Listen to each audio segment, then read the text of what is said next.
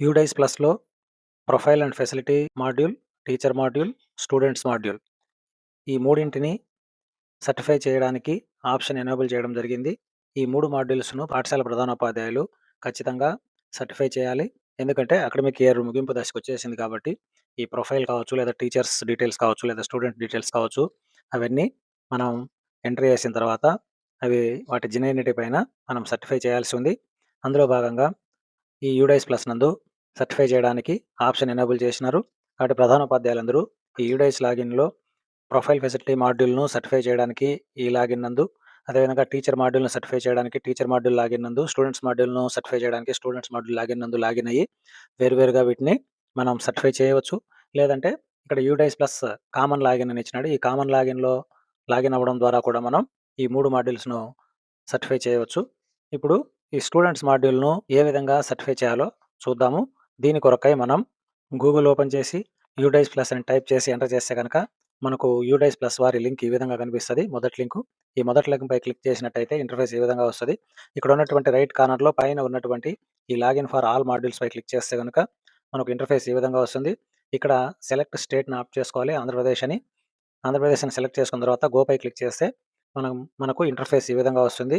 ఈ యూడైస్ లాగిన్‌లలో ఈ స్టూడెంట్స్ మాడ్యూల్‌కి ఎదురుగా ఉన్న లాగిన్ బటన్‌పై క్లిక్ చేసినట్టయితే మన పాఠశాల లాగిన్ క్రెడెన్షియల్స్ ఏవైతే ఉన్నాయో మాక్సిమం ఇక్కడ యూడైస్ కోడ్ మనం ఏర్పాటు చేసుకున్న పాస్వర్డ్ ఏదైతే ఉందో అవి ఎంటర్ చేసి ఈ క్యాప్చా కోడ్‌ని ఇచ్చి లాగిన్ బటన్‌పై క్లిక్ చేయాలి. క్యాప్చా కోడ్‌ని ఇచ్చిన తర్వాత లాగిన్ బటన్‌పై క్లిక్ చేస్తే మనం ఈ స్టూడెంట్స్ మాడ్యూల్‌లోకి లాగిన్ అవుతాం. ఇక్కడ కరెంట్ అకాడమిక్ ఇయర్ 2025, 26 పై క్లిక్ చేస్తే గనక మనం ఈ విధంగా హోమ్ పేజ్‌లోకి లాగిన్ అవుతాం. ఇక్కడ మన డీటెయిల్స్ అన్నీ కనిపిస్తాయి. School information. దీన్ని క్లోజ్ చేసి ఈ లెఫ్ట్ సైడ్ ఉన్నటువంటి మెనూ బార్‌లో మనం ఆప్షన్స్ చూసుకుంటూ వెళ్తే ఇక్కడ స్కూల్ సర్టిఫికేషన్ అనే ఆప్షన్ ఇవ్వడం జరిగింది. ఈ స్కూల్ సర్టిఫికేషన్ ఆప్షన్‌పై క్లిక్ చేయాలి. క్లిక్ చేసిన తర్వాత టోటల్ స్టూడెంట్స్ 227, కంప్లీటెడ్ 227 ఉంది. ఇన్ ప్రోగ్రెస్‌లో ఎవరు లేరు, నాట్ స్టార్టెడ్ ఎవరు లేరు కాబట్టి ఈ విధంగా మన డీటెయిల్స్ అన్ని చూసుకున్న తర్వాత ఒకసారి పైకి స్క్రోల్ చేసి ఎన్రోల్మెంట్ సమ్మరీని అవసరమైతే డౌన్లోడ్ చేసుకోవచ్చు. ఇవన్నీ మీరు చూసుకున్న తర్వాత ఇక్కడ ఉన్నటువంటి అగ్రీ బార్‌పై క్లిక్ చేసి ఈ సబ్మిట్ బటన్‌పై క్లిక్ చేసినట్టయితే ఈ విధంగా are you sure you want to certify the data అని చూపిస్తది.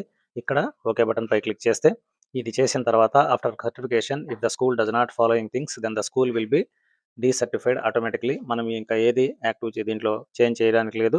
కాబట్టి ఇది ఫైనలైజ్ అయింది కాబట్టి ఓకే బటన్‌పై క్లిక్ చేయాలి. క్లిక్ చేస్తే గనక thanks for submitting students data certification date to time వచ్చేస్తది. దీంతో ఈ స్టూడెంట్స్ మాడ్యూల్‌ని మనం సర్టిఫై చేసినట్టు. ఇంక నుండి మనం ఈ డేటాను ఎడిట్ చేయలేము. మళ్ళీ వాళ్ళు ఓపెన్ చేసే వరకు.